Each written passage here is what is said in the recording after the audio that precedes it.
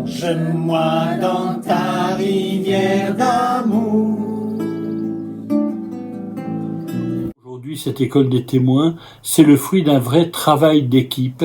C'est une communauté, en quelque sorte, de prêtres et de laïcs qui se sont mis ensemble pour bâtir ce projet. On ne peut être témoin qu'ensemble. Il y a dans cette formation quelque chose d'une transmission.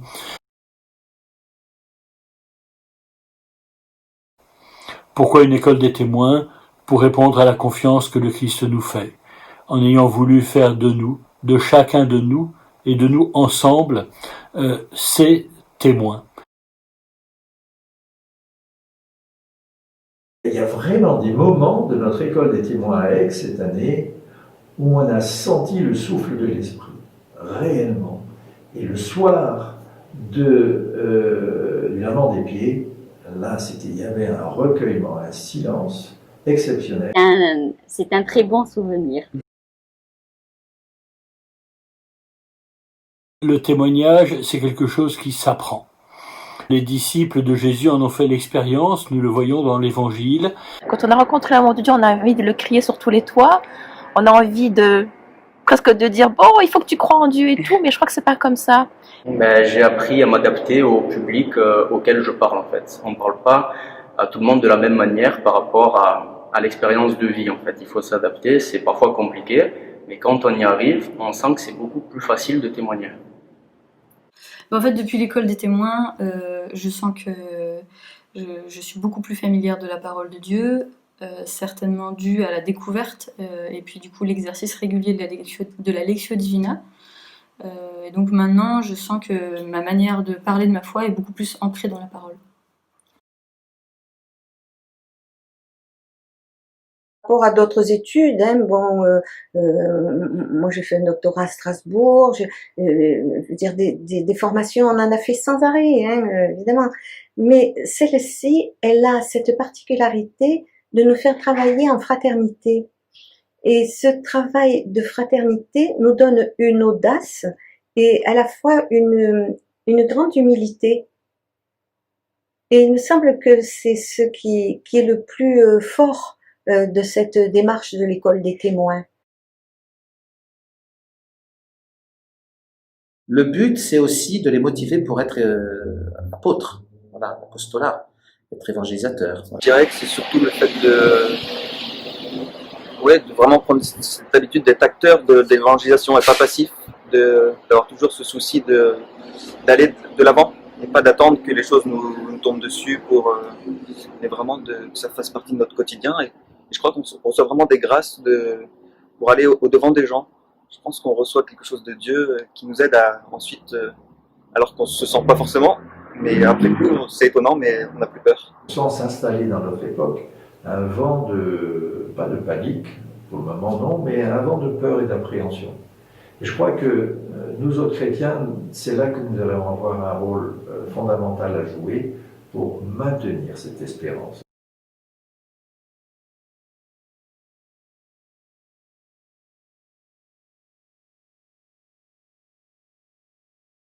Le témoignage n'est pas l'affaire de quelques spécialistes dans l'Église, mais c'est bien l'affaire de l'ensemble de nos communautés chrétiennes.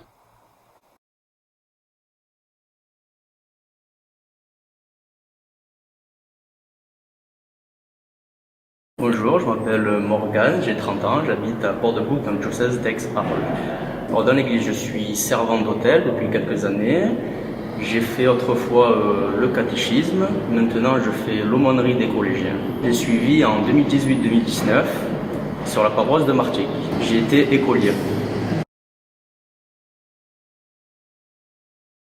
Je suis Françoise Gosset. Ma mission pastorale aujourd'hui, et depuis le 1er août, c'est d'être directrice diocésaine des pèlerinages.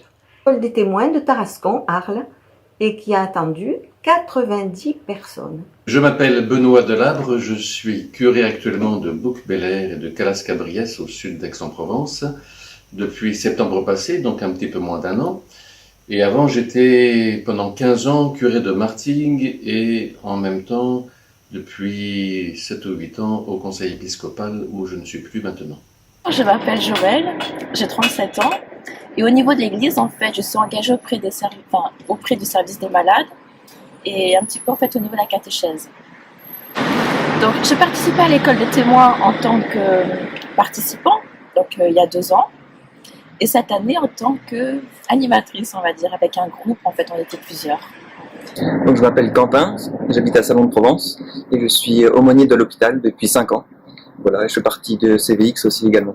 Miramas. Je m'appelle Vilma Voisin, je suis mariée, j'ai 2 grands-enfants de 22 ans et de 19 ans. Je suis investie dans la paroisse de Martigues sur plusieurs missions, le parcours de Nézé-Voyer et sur l'accueil solidaire pour accueillir les plus démunis, les plus isolés, ceux qui ont besoin d'être entourés de l'amour de Jésus. J'ai suivi l'école des témoins en 2018-2019, donc sur la paroisse de Martigues. Alors Dominique Vérune, curé de Gardanne, au sein d'une équipe de prêtres où on est 3 prêtres et un diacre. Gardanne et puis quelques villages aussi avec, Nimé, Biver et Méreuil. Bonjour, je m'appelle Anne, j'ai participé 2 fois à l'école des témoins, une fois en 2018 en tant qu'élève avec mon mari et l'année suivante en 2019 en tant qu'organisatrice sur la ville d'Aix-en-Provence. Oui, je m'appelle Gérard Zuc, je suis chirurgien dentiste, je suis père de 3 enfants et grand-père de 3 petits-enfants. Et je suis engagé en tant que chrétien catholique dans ma paroisse avec diverses activités de Lectio Divina. Avec ma femme, nous animons une équipe du Rosaire, enfin toutes des activités en vue de diffuser la parole. J'ai suivi l'école des témoins dans ma ville d'Aix-en-Provence au cours de l'année écoulée, l'année qui a vu malheureusement au milieu le confinement. Je m'appelle Père Michel Savalli, je suis curé de 5 paroisses de l'unité pastorale Sainte-Marthe à Tarascon, dans le diocèse d'Aix et Arles. Donc nous étions 90 à l'école des témoins à Martigues, 60 de la paroisse de Martigues et 30 des paroisses avoisinantes. Les 60 de la paroisse de Martigues étaient principalement des recommençants, où même tous les recommençants étaient invités, tous ceux qui avaient vécu un baptême, une communion, une confirmation ces dernières années étaient invités, même peut-être quelques néophytes, je ne sais plus. Et puis quelques anciens, les accompagnateurs de tous ces recommençants étaient tous invités aussi, et ceux qui étaient investis au caté, à l'aumônerie, dans des responsabilités étaient tous invités. Et cette alliance pour moi entre les anciens et les nouveaux est importante. S'il s'agit de se former, il ne faut pas être d'éternels étudiants. Aussi, cette formation est volontairement une formation ramassée, brève, dense mais brève, en vue de lancer pour et dans la mission, en ayant le souci ensuite d'accompagner.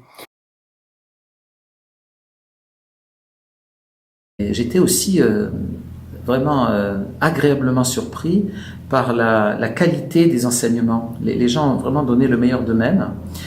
Ça a obligé des laïcs qui d'habitude, en tout cas pour ma part, dans ma paroisse, ne prennent pas habituellement la parole pour des formations. Et là, je les ai un peu obligés, je dois dire. Hein, je leur ai dit, écoutez, on va essayer de faire de notre mieux. Donc, essayez, lancez-vous, puis on verra bien.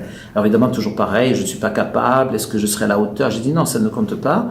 Lancez-vous, voilà, prions et lançons-nous. Et je dois dire, j'ai été émerveillé par les enseignements que j'ai pu entendre, la qualité des enseignements que j'ai pu entendre de la part des laïcs. Hein, c'était très beau. L'école des témoins, je crois, en fait, c'est la télé-rencontre avec les gens. Il y a 2 beaux souvenirs, notamment les petites fraternités, le fait de se revoir à chaque fois. Ça, c'est parce qu'on a des moments forts ensemble, on échange des choses profondes. Donc on se lie vraiment avec des personnes. Et c'était le lavement des pieds, notamment quand une dame toute âgée, toute fripée, s'est mise à genoux devant moi pour me laver mes pieds. C'était très touchant. Donc j'étais touché par ça.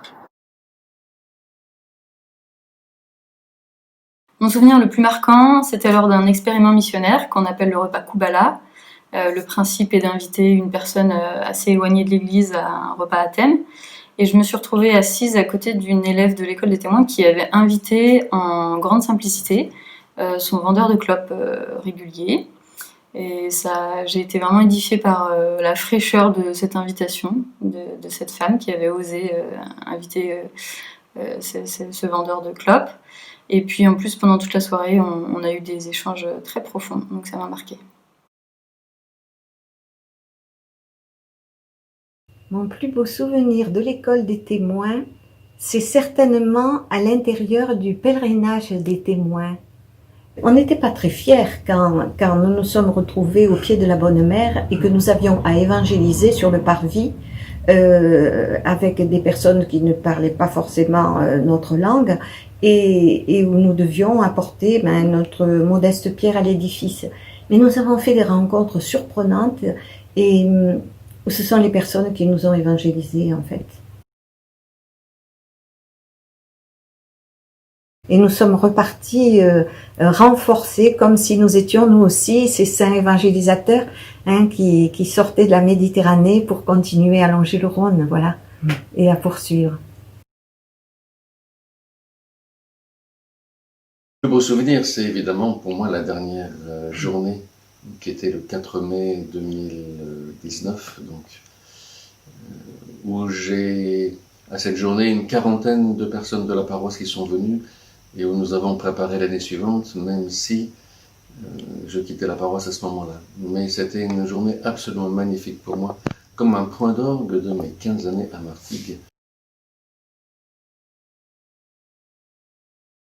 Et je suis persuadé qu'on n'est pas chrétien tout seul. J'ai eu beaucoup de plaisir à inciter les participants à suivre les entretiens spirituels, et ça a très bien fonctionné. Tous les participants se sont inscrits et auprès des animateurs. Et quand on est seul à seul avec un chrétien, quand il se livre, c'était très enrichissant. Chacun en a tiré quelque chose. Ça, c'était un très très bon souvenir de notre école des témoins. Qui donnait ces entretiens? Nous-mêmes, les animateurs eux-mêmes.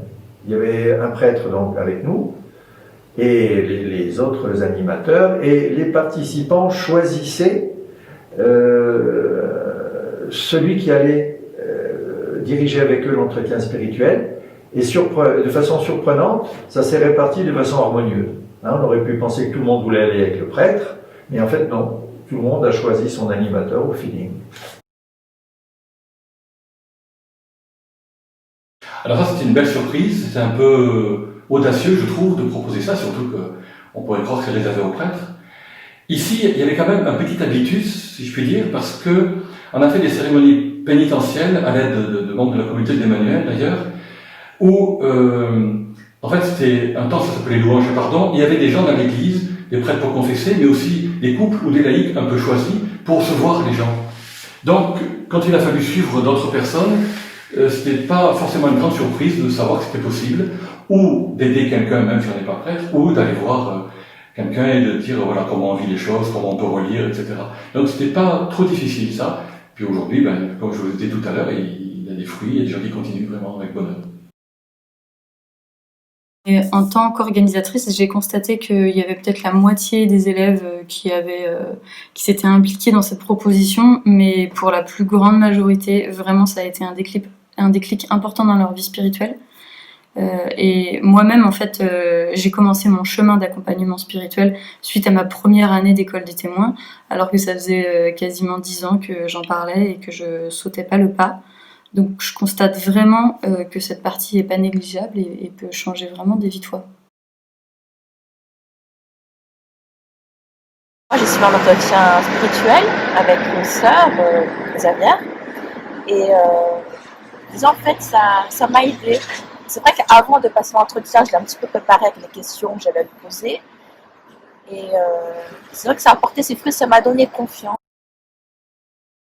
Oui, j'en ai vécu avec un prêtre et du coup j'ai beaucoup aimé parce qu'on se connaissait et c'est lui qui m'avait conseillé de venir à l'école des témoins et il m'a dit qu'il a vu pas mal de fruits se développer en moi grâce à l'école des témoins. Les entretiens spirituels, j'en ai fait finalement assez peu parce que j'étais pris et c'est plus les diacres et les personnes laïques qui ont assuré ces entretiens. Pour moi, les personnes que j'ai eues étaient toutes des recommençants dans les entretiens. Et je reconnais que ces personnes n'avaient pas l'habitude de l'entretien spirituel. C'était une première pour ces personnes. Et ça a été plus de l'écoute pastorale, plus un débroussaillage de leur propre vie, qu'un véritable entretien spirituel sur l'école des témoins. C'était une première étape bonne en ce sens, pas véritablement pour moi un entretien spirituel, mais une première étape nécessaire. Sans doute un engagement parmi des personnes qui, du coup, certaines ont voulu faire partie de Petites Fraternités de la Parole, par exemple. Il y a quelque chose que j'ai énormément apprécié dans l'école des témoins, c'est la Lectio Divina. Et là, c'est frappant de voir comment les participants, les chrétiens, partagent leurs expériences de foi à partir de la parole de Dieu, la Lectio Divina. Voilà. Nous, ça a donné lieu à la création d'un groupe de laïcs, fait par des laïcs, donc en fait des catéchistes d'ailleurs au départ, mais pas que, qui se sont ouverts à un large public, une lecture continue tous les mois, pendant à peu près 1h30, et ça donne lieu à des échanges très fructueux entre les personnes. Ce sont des personnes très diverses qui viennent. Il y a un public catholique habituel, mais il y a aussi des gens un peu fragiles qui viennent, des recommençants, bien sûr c'est surtout pour les recommençants.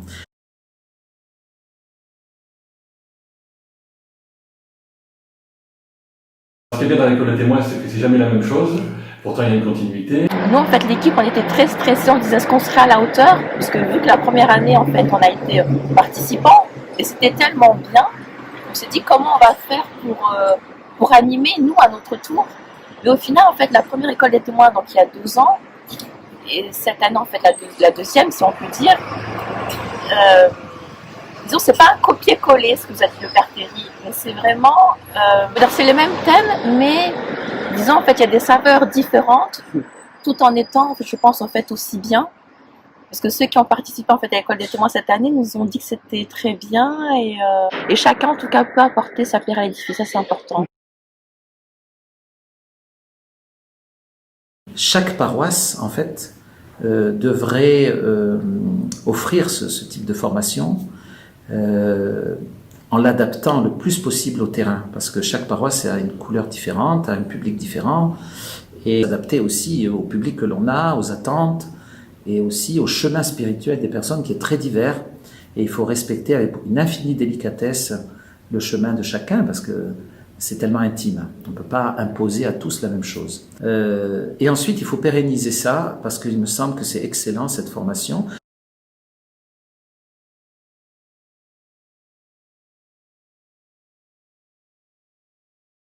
Parce qu'on a vite formé une équipe, et puis moi-même avec d'autres, pour les encourager, on a été de ceux qui font aussi des topos, en ayant soin, puisque c'était demandé, non pas par souci de parité, mais de diversité, qu'il y ait des hommes, des femmes, bien sûr, mais aussi, surtout, des prêtres, des diacres et des laïcs. Tant qu'il n'y a jamais eu plus qu'un prêtre, je crois, par soirée, pour que les laïcs se mettent en route. Et on n'a pas eu beaucoup à forcer, parce que ça, quand on a demandé, ça leur paraissait naturel, on dit oui, je veux bien faire un topo. Et comme ils étaient bien préparés, bien mâchés, ces topos, c'était pas très difficile. Mais il fallait encore dire oui à ça. Et il y en a d'autres qui me disent, si jamais vous le refaites, moi je veux bien faire des topos aussi. Moi j'ai beaucoup aimé parce que ça m'a obligé à poser des mots et être très clair dans l'explication, puis surtout le dire avec cœur. Et ce qui était bien, c'est qu'on se réunissait en petits groupes, donc on pouvait vraiment échanger et on n'était pas tout seul face à sa feuille. On avait vraiment un canevas qui nous aidait à construire. Donc c'était un exercice qui était très bon, parce que ça m'a vraiment aidé à progresser dans l'explicitation claire de ma foi. Il y a des personnes qui ne s'attendaient pas du tout à se lancer dans cette voie, ont travaillé et nous avons accompagné tout cela. Et il y a véritablement de belles réalisations qui ont été vécues, toujours en équipe, souvent en binôme. Il faut s'entraîner à l'oral. Au départ, je vais vous dire, en fait, quand le diocèse en fait, m'a contacté pour animer cette année, j'étais un peu surprise, parce que je me suis dit, moi, qu'est-ce que je vais apporter? Et après, au final, l'équipe en fait nous a bien encadrés et tout s'est déroulé facilement au final. Il y a eu plusieurs réunions en fait entre nous, avec notamment en fait le père Terry qui nous a bien encadrés. Et après en fait sur le site, il y avait en fait aussi des cours, enfin qui nous donnaient en fait des indications sur ce qu'on pouvait dire.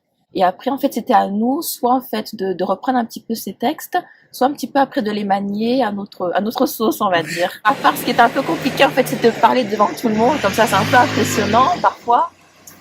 Mais après en fait on est tellement animé par l'équipe, on est tellement bien suivi, on est tellement porté par l'amour de Dieu qu'au final tout glisse en fait. Et on a une joie après de le présenter et les gens après on a un retour qui sont tellement contents, ils nous disent merci d'avoir témoigné. Les auditeurs, les participants étaient emballés par les topos. Alors bien sûr, la qualité des topos était inégale. Certains prêtres qui nous ont fait des topos étaient saisissants.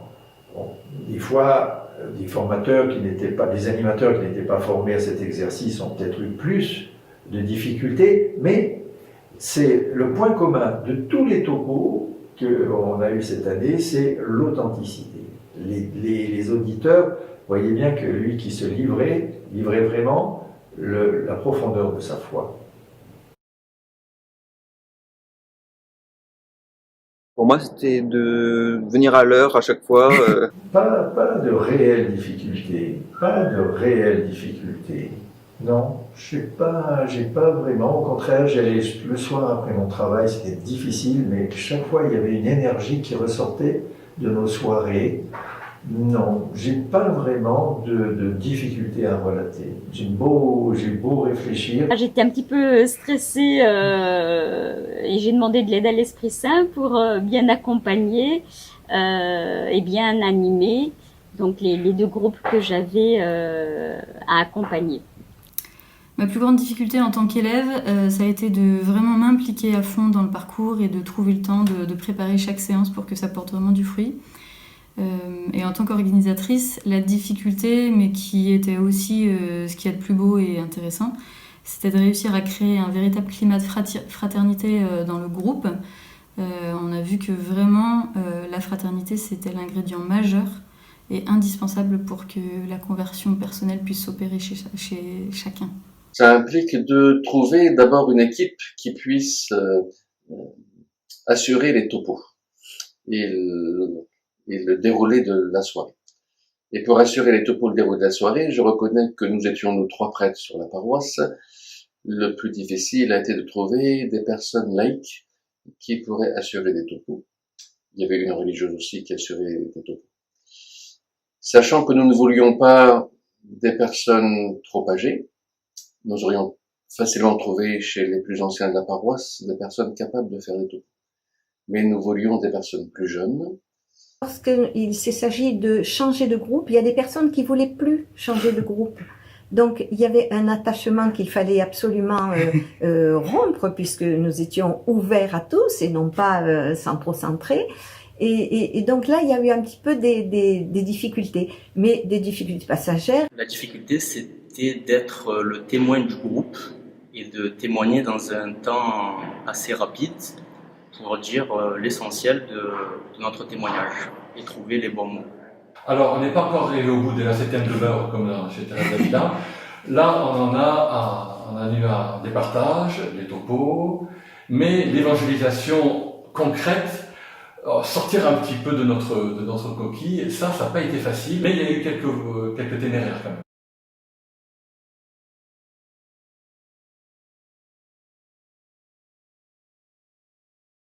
Il y a des temps, un temps prière, un temps de catéchèse, un temps de mission pastorale, et ça serait dommage de raccourcir un des temps, parce que les 3 sont essentiels pour être disciple.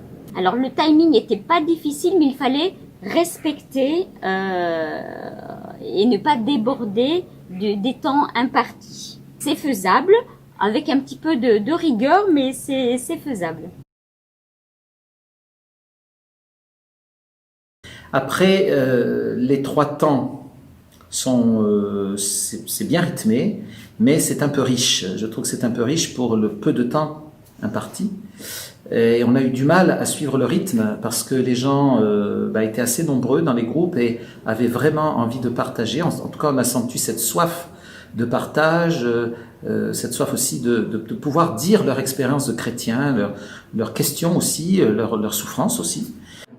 C'était parfois difficile parce qu'on était chronométré et on ne pouvait pas dire tout ce qu'on voulait, mais c'était un bon enseignement pour choisir les bons mots et essayer de toucher. Pour les timings, on s'organise et puis on essaie d'être souple, c'est-à-dire si on ne fait pas un truc, on pas un truc, c'est pas, si on réduit ou si on partage la parole que 2 fois plutôt que 3, c'est pas grave. Mais il faut quelqu'un qui ait ce souci-là, qui regarde et qui ait un peu d'autorité quand même, parce que quelquefois ça a été un peu difficile à ceux qui font les topos de leur dire ça c'est terminé quoi, ils sont pas habitués. C'est un fruit ça, parce que on peut dire de quelque chose que c'est génial, ouais, mais quand ça termine à minuit, on n'y vient plus quoi. C'est génial, mais ça termine trop tard. Là, les gens savaient que ça se terminait à l'heure et que ça commençait à l'heure. Et ça me paraît très souhaitable. J'ai trouvé que c'était très sérieux à ce niveau-là. Et ce qui était très bien, c'est qu'on se faisait pas chier du tout parce que c'était très cadré et ça s'enchaînait rapidement. Donc, c'était pas du tout redondant ou lourd. Au contraire, c'était très dynamique. Et ça, j'ai bien aimé parce que le respect, c'est important des horaires. Personnellement, le timing m'a pas paru particulièrement intenable. C'est effectivement très rythmé, mais je trouve ça plutôt positif parce que ça dynamise la séance. Le timing de 10 minutes par topo peut effectivement sembler un peu court, mais je trouve que ça permet d'aller directement à l'essentiel, donc je trouve ça plutôt positif. En tout cas, c'est sûr que c'est indispensable qu'il y ait un membre de l'équipe des organisateurs qui soit vraiment le maître-temps, ce qui permet de ne pas déborder. Si c'est pas le cas, on déborde systématiquement. Le timing est serré, certes, ce qui est pour moi un avantage, même si en cours de l'école de témoins, nous avions ajouté un quart d'heure à la dernière partie. Et cela oblige chacun à limiter sa parole dans les topos, et cela oblige chacun à avancer, à aller de l'avant ainsi. Et pour moi, c'est un respect des gens qui viennent, qui le lendemain travaillent, et c'est une aide pour aller de semaine en semaine, puisque c'est de semaine en semaine, et de ne pas s'allonger ainsi. Le chemin se fait non pas sur une soirée, mais il se fait sur une année. Et donc, c'est ceci qu'il s'agit de regarder aussi. Pas chaque soirée, mais c'est l'ensemble du parcours. Alors, les fruits qu'elle a pu porter sont nombreux parce que ça a été une autre manière de vivre en paroisse. Nous sommes situés tout près de la montagnette Saint-Michel-de-Frigolet, pour ceux qui ne connaissaient pas, et donc nous avons imaginé des marches méditatives. Dès que je peux en faire témoignage, je le fais dans mon quotidien, dans mon travail, alors que avant je n'aurais jamais osé. Je suis travailleur social auprès des équipes, de mes collègues, de ma famille, puisqu'il y a des personnes de ma famille qui ne sont même pas baptisées. Mais elles peuvent rencontrer quelqu'un qui a rencontré Jésus et qui aime Jésus. Je dois dire que ce qui m'a beaucoup frappé dans cette initiative, c'est la place des laïcs, bien sûr, qui est quand même très importante, et aussi ce travail que nous avons dû effectuer entre laïcs, diacres et prêtres, donc qui a permis une collaboration très fructueuse, en tout cas pour mon compte. J'étais très heureux de travailler avec ces personnes. Très intéressant aussi le fait que nous ayons dû travailler avec d'autres secteurs pastoraux, donc ça nous a permis aussi de mieux nous connaître, et aussi que les paroissiens se connaissent davantage. Voilà, à la suite de l'école des témoins aussi, un petit groupe de personnes très fragiles qui est pauvre, pauvre à tous les sens du terme, mais riche au fond. Elles sont pauvres et riches en même temps. C'est un très beau groupe où il se passe de très belles choses au plan de la prière, au plan de la découverte de la foi, au plan de l'approfondissement de l'évangile. Ça a donné un élan, une soif d'abord d'approfondir sa foi, et puis un élan un peu de regarder un peu autour de soi et d'attirer un peu des gens différents. Voilà. Ça a permis aux gens de réaliser qu'il faut vraiment évangéliser aujourd'hui. On ne peut plus rester comme avant sur nos acquis. Mais aujourd'hui, si on ne va pas vers les personnes, ben, elles ne viendront pas à nous. Voilà, donc ça a été très riche pour moi, cette expérience. C'est petit, c'est humble, mais au fond, comme l'Évangile le dit, le royaume de Dieu, ça commence par une graine de moutarde et ça finit par un grand arbre. Alors, ce n'est pas nous qui vont le grand arbre, car autre est celui qui sème, autre celui qui récolte. Ça, je le sais, mais il faut bien semer pour qu'un jour, quelqu'un récolte. Voilà. Ce que j'ai aimé, en fait, c'est que l'Église, en fait, nous donne cette subsidiarité, c'est-à-dire qu'ils nous font confiance pour nous dire, écoutez, vous êtes capable, en fait, vous avez participé à l'école des témoins en tant que participant, maintenant c'est à vous d'animer, et cette confiance, en fait, qu'on nous donne, ça nous donne, en fait, des ailes, et on se dit pas, on fait aussi bien, mais on peut faire bien, nous aussi. C'est génial, en fait, on grandit, en fait, intérieurement, on grandit, en fait, en rencontrant les autres, et c'est formidable. Oui. En fait, on est là, on plante les graines, mais après, les graines, je crois qu'après que le temps, en fait, elles poussent en fait toutes seules, elles dépendent pas de nous. Que ça a changé, c'est plus dans ma manière, peut-être d'être curé, et d'accompagner ainsi ce dynamisme et cette fraîcheur. Pour moi, c'était extraordinaire de me laisser bousculer par cette école et de laisser faire et de faire confiance et de permettre à chacun de s'épanouir là-dedans. Pour moi, ça a été vraiment extraordinaire. L'école des témoins sème, après la croissance, c'est pas nous qui décidons. Il faut continuer. N'ayez pas peur et vous allez vous laisser aimer par le Seigneur et c'est lui qui vous apportera le bonheur. Ma parole du pape Jean-Paul II, n'ayez pas peur.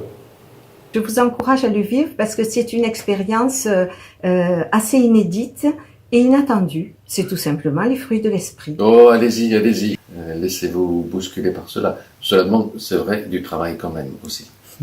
Voilà. Je vous dis une chose, allez-y et vous ne regretterez pas. Félicitations, c'est génial. En fait, il y a beaucoup de fruits à en retirer. Qu'on soit participant ou même animateur, il ne faut pas hésiter en fait à y participer. Ouvrez votre cœur. Eh bien, semer la graine de moutarde avec foi, enthousiasme et joie. Et le grand arbre, ça, c'est l'affaire de Dieu, c'est pas la nôtre. Mais nous, on doit semer. Pourquoi une école des témoins? En définitive, je crois que c'est le secret de Dieu.